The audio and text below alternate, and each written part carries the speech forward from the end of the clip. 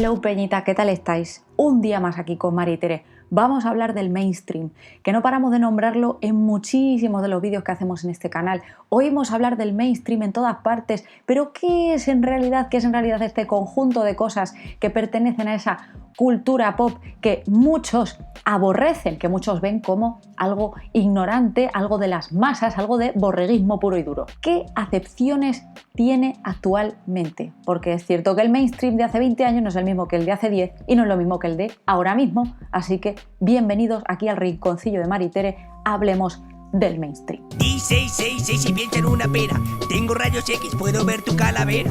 Si tienes frío, te metes en el río. Está escrito en mi frente, estoy fatal de lo mío. Mainstream, este palabra quiere decir literalmente corriente popular, lo que le gusta a la gente en general.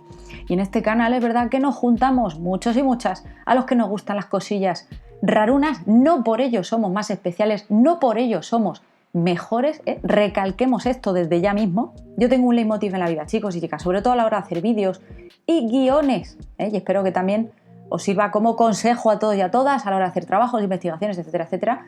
Y además esto lo extraigo de una de mis películas favoritas, por no decir mi favorita, que es American History X.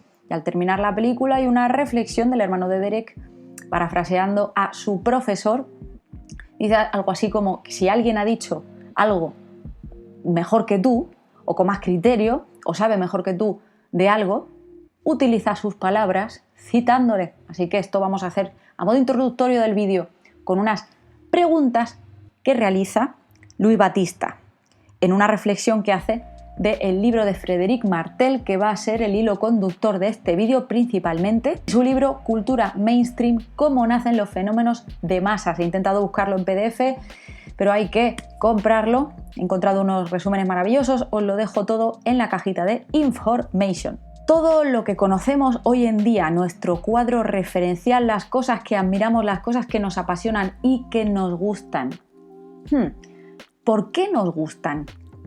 ¿Lo conocemos porque nos gusta? ¿Nos gusta porque es universal? ¿Es placentero porque toda la cultura puede aceptarlo? ¿O lo aceptamos porque se nos impone? Si algo aprendí en la carrera, en esa fría mole de hormigón llamada Ciencias de la Información de la Complutense, fue que los grandes conglomerados en medios de comunicación, por este mundo, esta vida, incluso cuando hemos hablado de moda, todo está concentrado en pocas manos, en estos enormes conglomerados que comprenden diferentes multinacionales, y en este caso los mass media no iban a ser menos. Sepamos que el 70% del negocio global está concentrado en 6 grandes conglomerados: Time Warner, Disney, News Corp, NBC Universal, Viacom y CBS. Hay un informe de Reporteros Sin Fronteras que decía que en los 80 había 50 grandes empresas en Estados Unidos que llevaban el 90% del sector y eso ahora se ha reducido. Hablemos, por ejemplo, de Europa.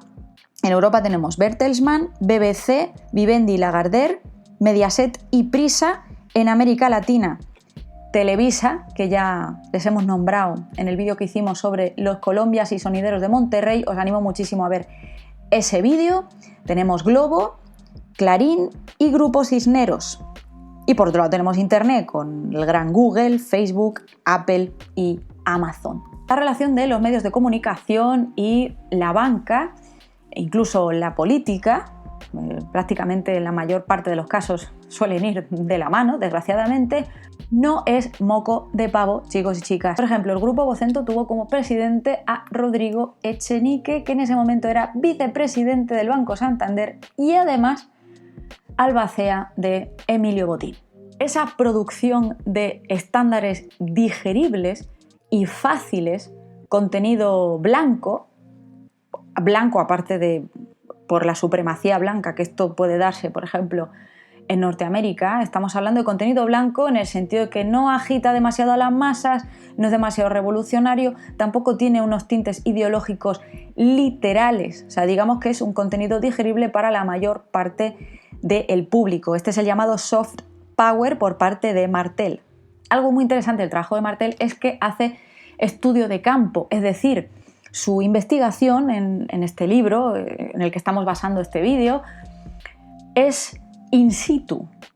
Viajó a muchísimos países durante 5 años y realizó entrevistas a personas que forman parte de estos grandes medios, de estos más media.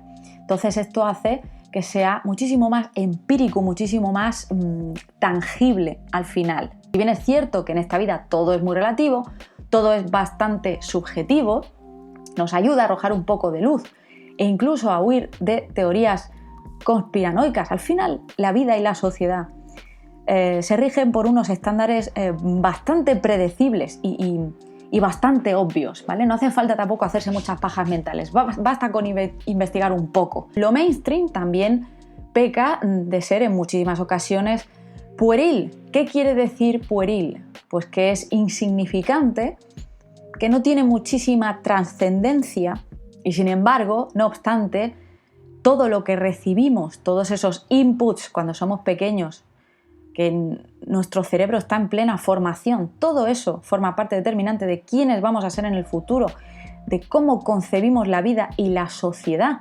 Todo esto fusionado pues, con la escuela por un lado y la educación que nos ofrece nuestra familia por otro.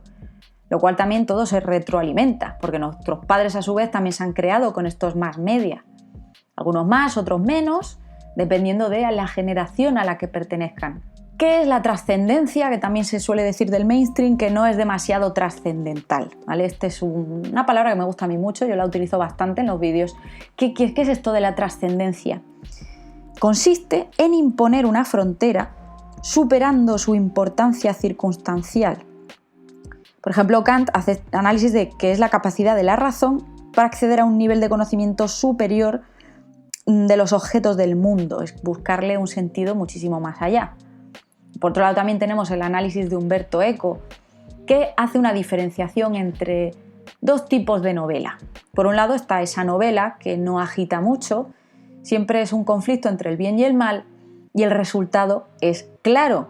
Al final es un resultado predecible y te hace sentir a gusto, te hace sentir bien, te hace sentir cómodo, porque es un contenido que puedes ver sin, darle mucho al coco y sin acabar con mal cuerpo. Y por otro lado está esa novela que hace que entres en guerra contigo mismo. Él hace como esa dualidad, ¿no? Por un lado esa novela que da la paz y esa novela que da la guerra, que entras en conflicto con tus adentros, con tus principios, con tu moral, que hace que te deconstruyas de golpe.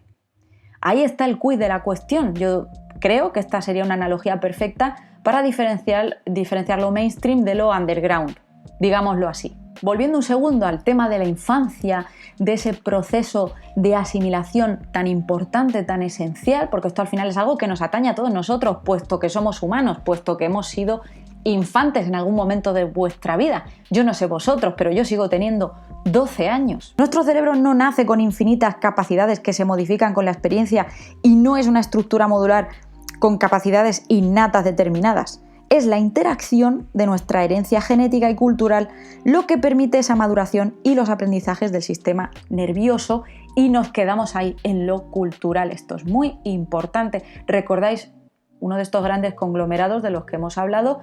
Disney, la industria Disney, de manera artesana, ha ido minando en nosotros con todas estas grandes películas que sigo amando a día de hoy, pero que analizo en perspectiva y pongo en duda y pienso realmente cómo habría sido mi vida o cómo habría concebido yo mi realidad de no ser por todas estas películas. Siempre hay otras influencias exteriores, como puede ser la escuela, como puede ser tu familia, o estas ideas, por ejemplo, el hecho de que sea un protagonista blanco en una relación heterosexual, todo este tipo de cosas, pues es lo que va, entrando en nosotros con calzador. He separado en 3 categorías lo que ocurre desde que somos pequeños a través de estos más media, a través de estas películas, series, todo el contenido que hemos ido recibiendo a través de la televisión. Por un lado, provoca, ese establecimiento, una perpetuación de valores, como hablábamos, por ejemplo, en el vídeo de Marilyn Manson, de familias blancas, heterosexuales, todo de una manera muy estandarizada, que se extrapola, porque esto es muy peligroso, porque al final depende también de la esfera cultural en la que te muevas. No es lo mismo que vivas en Wisconsin, que vivas en Monterrey o que vivas en Albacete. Son culturas, tradiciones, sociedades muy diferentes a todos los niveles sociales, políticos, económicos. Somos tan reduccionistas en esa creación de contenido, ese contenido tan del soft power, como hemos dicho antes. Lo que hacemos es perpetuar una serie de estándares, en muchos casos inalcanzables en muchos países. Y a su vez, incluso en esos países, por ejemplo, como ocurre en México con Televisa, se hace de una manera tan flagrante y tan terrible, como hablamos de las telenovelas, y quiénes protagonizan esas telenovelas. A falta, por ejemplo, de actores y actrices con rasgos indígenas, porque al final vas creando en la sociedad, digamos, una concepción acerca de esos rasgos indígenas negativa, ¿vale? Para quien quiera saber un poco más, ya os he dicho, vídeo de los Colombias a tope. Por tanto, se asimilan todos estos patrones como vara de medir todo en esta vida y en esta sociedad. Con lo cual, todo lo que no case con esos estándares no está bien visto, se ve como algo grotesco, se rechaza, se censura, se critica, la gente se escandaliza, porque si no se les ha mostrado, no se ha normalizado, y si no se ha normalizado, la gente se escandaliza y se impacta. Una traducción muy gráfica de esto que estamos explicando sería, por ejemplo, que tú llegues a tu pueblito, por ahí perdido de la mano de Dios, y llegues pues vestido con un full outfit gótico. Pues es lógico que la gente se impacte, porque es algo que no están acostumbrados a ver y que además de entrada lo rechacen. Es algo prácticamente inherente al ser humano, el rechazar lo desconocido, más que nada por esa incertidumbre y por esa especie como de percepción de peligro, ¿no? Oye, ¿qué va a pasar aquí? O sea, no entiendo nada, no me esperaba esto. Por otro lado, la siguiente categoría es el arrinconamiento y la invisibilización. Esto es muy peligroso. Si no tenemos una visión global de las cosas en esta vida, corremos el peligro de tener una visión como si nos pusieran un cacharro de estos que se les pone a los caballos y no pudiésemos ver más allá del camino que se ha trazado, los nombres que se nos han proporcionado en esos libros o en esas películas. Puede ser, por ejemplo, en historia de la música, ya lo decía Music Radar Clan, que hay nombres de muchas mujeres que a lo largo de la historia se han invisibilizado, absolutamente. Entonces, todo este tipo de cosas hay que tenerlas en cuenta.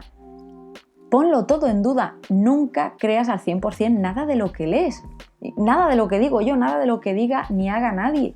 Al final, ese aprendizaje y esa idea y esa concepción que tienes, por ejemplo, de la cultura, de la música, eso va a venir como consecuencia de haber estudiado muchísimo, de haberte formado muchísimo y de tener muchísimas perspectivas en tu cabeza, creando tu propio criterio. Lo peligroso aquí es que, claro, cuando somos mayores y esto es muy fácil, pero cuando eres pequeñito, la escuela y la familia son los pilares fundamentales, es lo que va a determinar nuestro futuro, en cómo concebimos nuestros pilares culturales, estéticos, todos nuestros referentes empiezan a fraguarse ahí.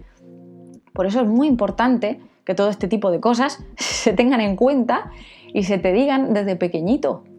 Y que las películas que te pongan siempre vengan acompañadas de ten en cuenta que esto no es el todo en la vida, o sea, hay muchas otras más cosas. Que lo underground y lo mainstream están en continuo equilibrio, porque lo underground al final acaba siendo mainstream en algunos casos, en cuanto que se capitaliza y en cuanto que vivimos en una sociedad cada vez más liberal. Entonces, todo esto es irremediable. Al final, algo que pertenece a la esfera underground es potencial producto de lo mainstream. En el momento en el que se le vea una salida, ahí van a estar, como ocurrió, por ejemplo, con el grunge, por poneros un ejemplo, con Nirvana. Y el otro día haciendo el guión pensé, ostras, pero si es que la mayor, por no decirte el 100%, la mayor parte de esos movimientos underground han formado parte de esas vanguardias que posteriormente han cambiado el curso de la historia, sobre todo en ese sentido artístico y creativo, que al final, en cuanto que creas esa escisión, creas revolución. Entonces, en ese antes y en ese después es cuando se crea algo nuevo. Por eso pienso que en lo underground está la cuna de todos esos avances. Me refiero al mundo del arte y de la creatividad. Y hilando todo esto siempre como que me vengo arriba y digo, Dios, Clau, venga, ya tienes por dónde arrancar el libro, que ya sabéis que lo llevo pensando muchísimo tiempo y me lo pedís un montón. No sé si era dentro de 2, 3 años, pero lo haré. Creedme que lo haré como me llamo Maritere. Este público hoy en día, en cuanto a su consumo en esa esfera virtual, porque hasta el momento hemos estado hablando de la televisión, etcétera, etcétera, pero hoy en día, yo por ejemplo no tengo televisión en casa. Hablemos de estas nuevas generaciones y de lo que consumimos en nuestro día a día a través de Google, a través de Facebook, etcétera, etcétera. Lo viral, el carro del algoritmo. Todo este contenido que se supone que se adapta a tus gustos. Pero muchas veces y en muchísimas ocasiones se te están recomendando cosas que están ahí posicionadas, o bien porque se ha pagado una publicidad, que no están ahí de manera fortuita, más de la mitad del contenido que se nos recomienda. Por eso no me fiaría mucho de los algoritmos en general. Por ejemplo, en Spotify, cuando a mí Spotify me recomienda grupos, rara vez me recomienda grupos muy underground, de estos que a lo mejor no tienen ni 1000 reproducciones. Por eso es un arma de doble filo. Y Frédéric Martel define, digamos, a los curadores del siglo XXI, que serían los que se dedican a extraer toda esa información en esta masa tan ingente, tan enorme de información de grupos de música. Por poneros un ejemplo así más exacto, hay curadores, ¿no?, que se dedican a coger de aquí y allá y a juntar todo ese tipo de cosas para presentártelas y ayudarte a afinar un poco. El público mainstream lo que hace es pasar 3 kilos de esa curación y consumir lo que le viene. Como antiguamente se hacía en televisión y te tragabas todos los anuncios, etcétera, etcétera, y aquí, pues lo que está de moda, lo sigues. Eso es así. Entonces, esto trae como consecuencia que el público mainstream de hoy en día no se apasiona por absolutamente nada, apasionarte de corazón, de verdad, y por eso he establecido esa diferenciación con los 2000. En los 2000 la gente, sí, eran fans de Operación Triunfo, pero eran fans a tope, se compraban los discos, se compraban el merchandising, lo apoyaban hasta las últimas consecuencias, porque no había tanto a lo que acceder. Entonces lo que te gustaba de verdad. Hoy en día te apasiona algo, entre comillas, siempre, porque realmente no lo estás dando todo por ese algo que te gusta. Y esto se ve mucho en la comunidad artística, cuando los artistas intentan vender láminas, por ejemplo, que se encuentran con una barrera terrible, que es que la gente no le cuesta nada darte un like, pero a lo mejor gastarse 5 euros en tu lámina, ahí ya es cuando les pica. O un grupo de música. La gente sí te escucha muchísimo en Spotify, no sé qué, pero luego a la hora de ir a un bolo, de ir a verte, yo he estado en 1000 bolos en Madrid entre semana de grupos underground que tenían un seguimiento notable en redes sociales y no había ni Jesucristo. Por consiguiente, sí estamos consumiendo como público mainstream actual todo ese contenido que nos proporciona el algoritmo, además son contenidos pagados, etc. Si son contenidos pagados es porque a la mayor parte de esos clientes les ha parecido un contenido apto para anunciarse.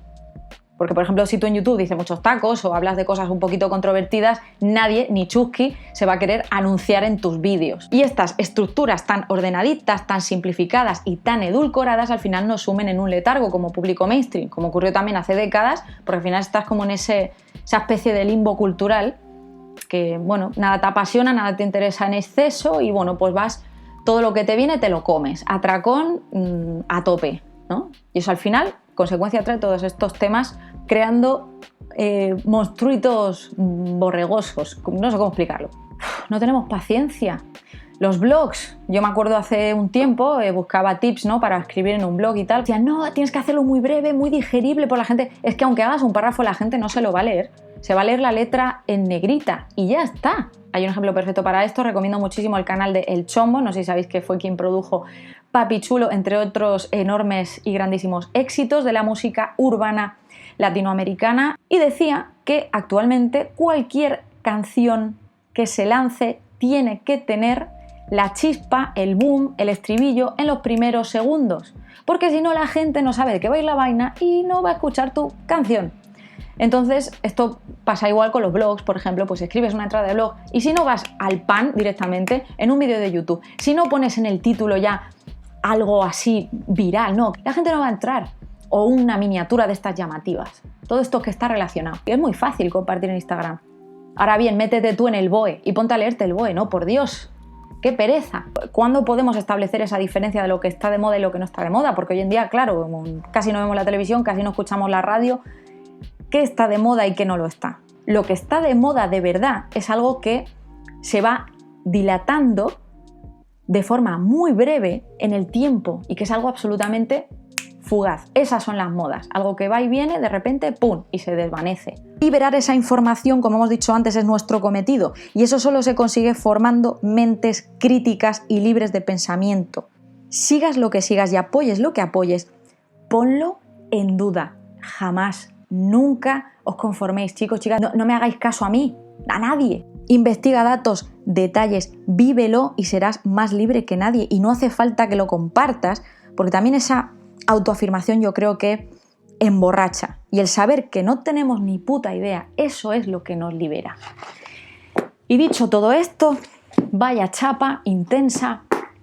Esto no me viene bien, ¿eh? Siendo emo, no me viene nada bien. Decidme en comentarios todo lo que pensáis, de verdad, todos vuestros sentimientos respecto a todo este tema. Decidme en comentarios porque yo creo que este ha sido uno de los vídeos más importantes que he hecho en este canal.